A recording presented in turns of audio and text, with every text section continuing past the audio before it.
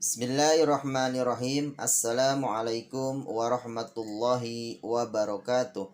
Alhamdulillahirabbil alamin wassalatu wassalamu ala Rasulillah wa ala alihi washabihi wa mawalah amma ba'd.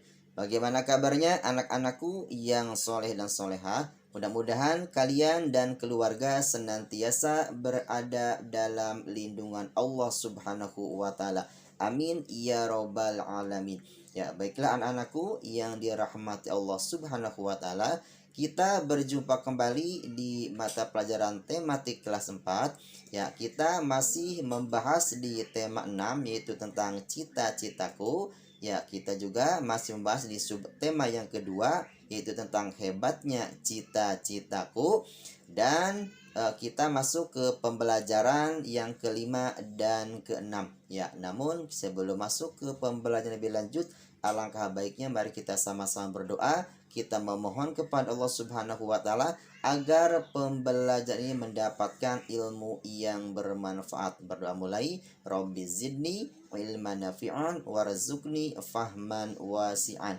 Ya Allah, tambahkanlah ilmu yang bermanfaat untukku dan luaskanlah pemahamanku. Amin ya robbal alamin. Ya, baiklah anak-anakku yang soleh dan solehah, di pembelajaran yang kelima dan keenam ini kita akan membahas yaitu ada muatan pelajaran PPKN. Ya, kita akan sama-sama menyebutkan keragaman makanan khas dan bahasa daerah di Indonesia. Yang kedua, kita akan menjelaskan keragaman kegiatan di lingkungan sekitar. Kemudian di muatan pelajaran bahasa Indonesia, kita akan menulis dan menjelaskan makna puisi membaca puisi hasil karya sendiri. Ya, baiklah anak-anakku yang soleh dan soleha, untuk mengefektifkan waktu, mari kita sama-sama bahas satu persatu. Indonesia memiliki bahasa daerah yang berbeda-beda sesuai suku yang ada. Bahasa merupakan alat untuk melakukan komunikasi dan menyampaikan pesan kepada orang lain. Ya, dalam puisi, bahasa merupakan hal yang penting digunakan untuk menyampaikan pesan secara lisan dan tulisan. Ya, perlu kalian ketahui, dari 34 provinsi di Indonesia, ada sebanyak 718 bahasa daerah yang sudah teridentifikasi pada tahun 2020. Ya, diantaranya di sini ada bahasa Jawa, ada bahasa Sunda, ada bahasa Aceh, ada bahasa Musi, ada bahasa Bugis, ada bahasa Banjar, ada bahasa Betawi, ada bahasa Batak, ada bahasa Minangkabau, ada bahasa Madura, ada bahasa Indonesia, dan ada juga bahasa Lampung. Ya, ini cuma beberapa bahasa. Ya, ada masih banyak lagi bahasa yang lainnya. Ya, baiklah anakku yang soleh dan soleha, di sini ada pertanyaan. Pernahkah kalian berkunjung ke tempat wisata di daerah lain yang ada di Indonesia? Nah, pasti setiap daerah tersebut tentu memiliki keunikan yang membedakannya dengan daerah lainnya. Ya, silakan lihat. Selain bahasa, setiap daerah juga memiliki ciri pembeda lain. Ya, contohnya seperti makanan khas daerah. Nah, sekarang kita akan lihat di sini beberapa makanan khas daerah. Ya, ada serabi dari Jawa Barat, kemudian ada ayam taliwang dari Nusa Tenggara Timur, ada soto Banjar dari Kalimantan Selatan, ada rendang dari Sumatera Barat, kemudian ada rujak cingur dari Jawa Timur, kemudian ada mie Aceh, ya tentunya dari Aceh, ada juga asinan dari Jakarta, ya kemudian ada kerak telur dari Betawi, kemudian ada pempek dari Palembang, kemudian ada lagi docang dari Cirebon, Jawa Barat, kemudian masih ada lagi itu gudeg dari Yogyakarta, dan yang terakhir yaitu ada empal gentong ya dari Cirebon, Jawa Barat. Ya anakku, ya di sini ya tadi kita membahas makanan khas daerah membuat perut kita lapar ya anak-anak. Ya, dengan ya sekarang nah pertanyaannya, daerah asalmu dari mana dan apa makanan khas yang terkenal di daerahmu tersebut. Ya, silakan nanti ada apa namanya diungkapkan di soal dan ada tugas. Bila anak-anakku yang dirahmati Allah Subhanahu wa taala, salah satu sikap menjaga persatuan dan kesatuan bangsa di tengah keragaman masyarakat di Indonesia yaitu dengan ikut serta dalam kegiatan gotong royong di masyarakat tanpa melihat keragaman yang hidup dalam masyarakat tersebut. Ya, baiklah anak-anakku yang soleh dan soleha. Nah, sekarang kita tibanya kalian mengerjakan tugas. Di sini ada perintahnya. Carilah informasi mengenai keragaman suku bangsa yang ada di sekitar kalian. Kemudian kalian tuliskan pada tabel berikut. Dari sini silakan lengkapi tabel berikut. Ya, ada nama suku, ada daerah asal, bahasa daerah, dan makanan khas. Di sini Ustaz sudah mencontohkan satu ya. Nama sukunya Baduy, daerah apa? Daerah asal dari Banten. Kemudian bahasa daerahnya itu bahasa Sunda. Apa makanan khasnya? Ada angin lada, ada rabeg, sambal buruk, dan lain-lain. Silahkan kalian cari di nomor 2, 3, 4, dan 5. Ya, selamat mengerjakan. Ya, baiklah anak-anakku yang dirahmati Allah Subhanahu wa taala. Sekarang kalian coba perhatikan gambar berikut. Ya, gambar apakah itu? Ya, betul sekali. Gambar polisi yang sedang berbaris rapi. Pertanyaan selanjutnya, adakah di antara kalian yang bercita-cita menjadi polisi? Ya, di sini ya, polisi mempunyai tugas menjaga keamanan dan kenyamanan lingkungan masyarakat.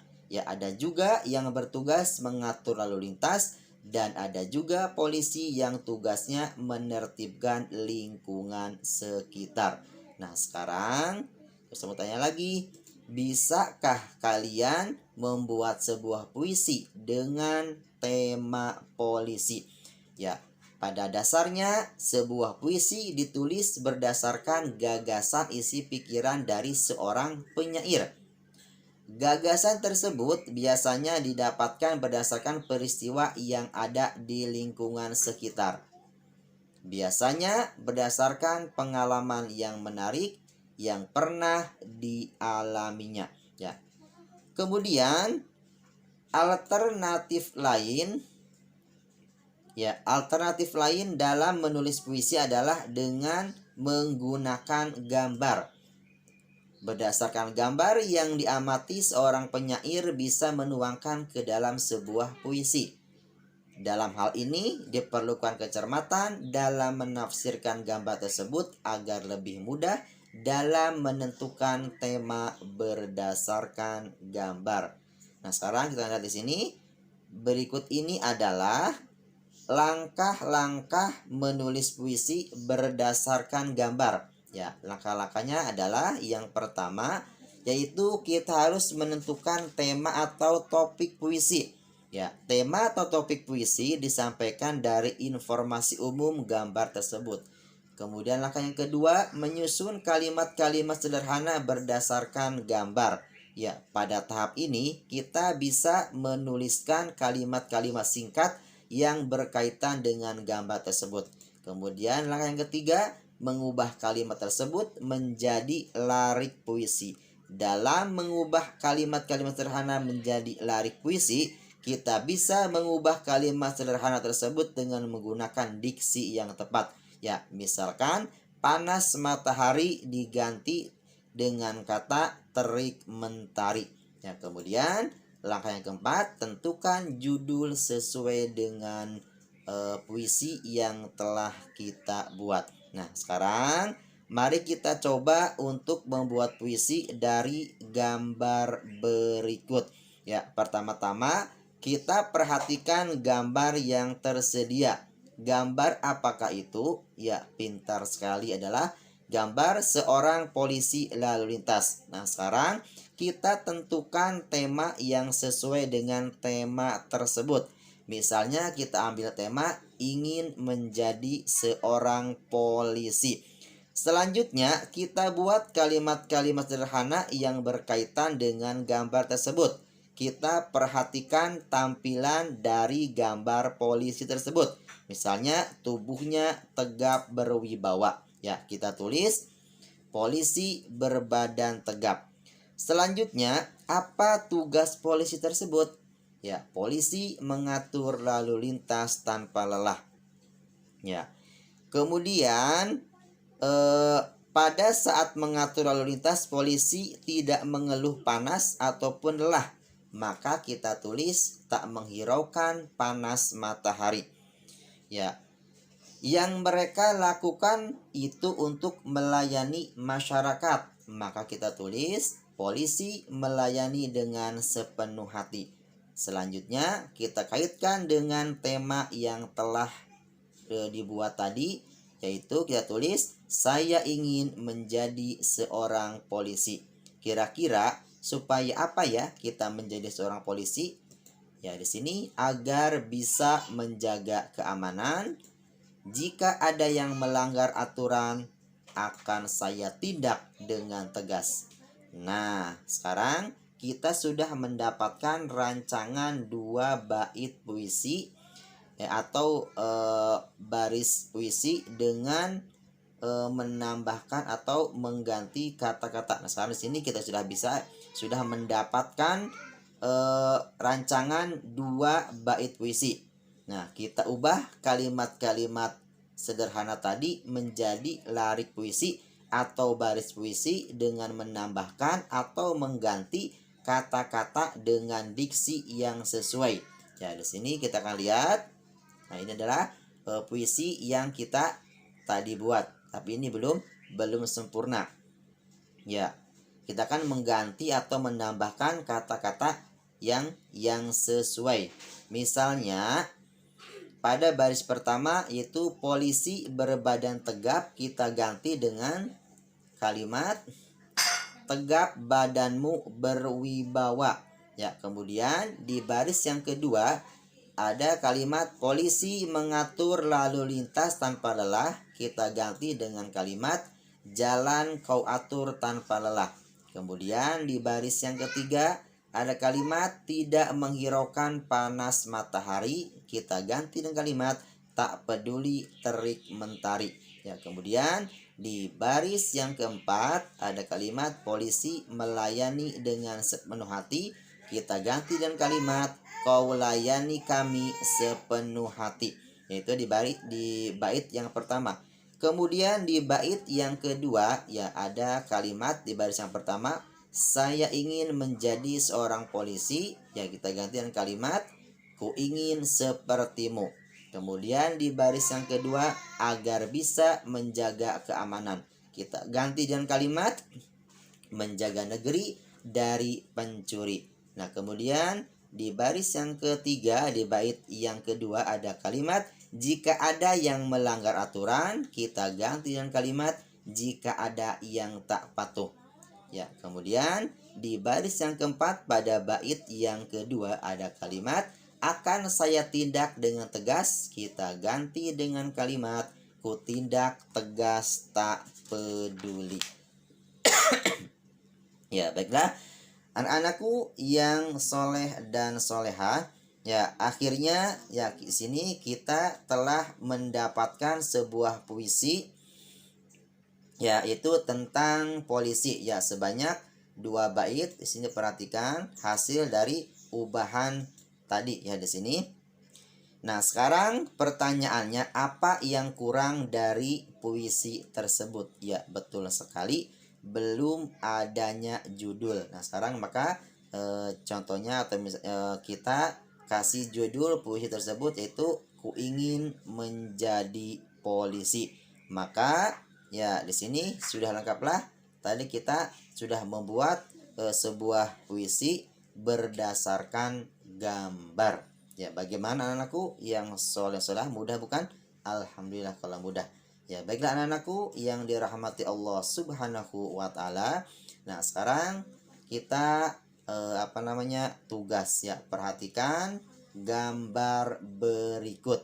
Ya, di sini ada gambar masinis. Tugasnya adalah buatlah sebuah puisi berdasarkan gambar tersebut. Itu cara kalian buat dengan memperhatikan langkah-langkah yang sudah kita bahas tadi. Ya, silakan selamat mengerjakan. Ya, baiklah anak-anakku yang dirahmati Allah Subhanahu wa taala. Ya, mungkin itu saja di pertemuan kali ini di pembelajaran 5 dan 6. Kurang lebihnya mohon maaf, barangkali ada kekurangan atau ada khilafan ataupun ada kata-kata yang kurang berkenan. Mudah-mudahan kalian bisa mengambil faedah dan manfaat dari apa yang telah Ustadz sampaikan. Ya, baiklah, kita sama-sama tutup di pembelajaran kali ini dengan sama-sama membaca doa kafaratul majlis. Ya, subhanaka Allahumma wa bihamdika asyhadu alla ilaha illa anta astaghfiruka wa atubu ilaik. Wassalamualaikum warahmatullahi wabarakatuh.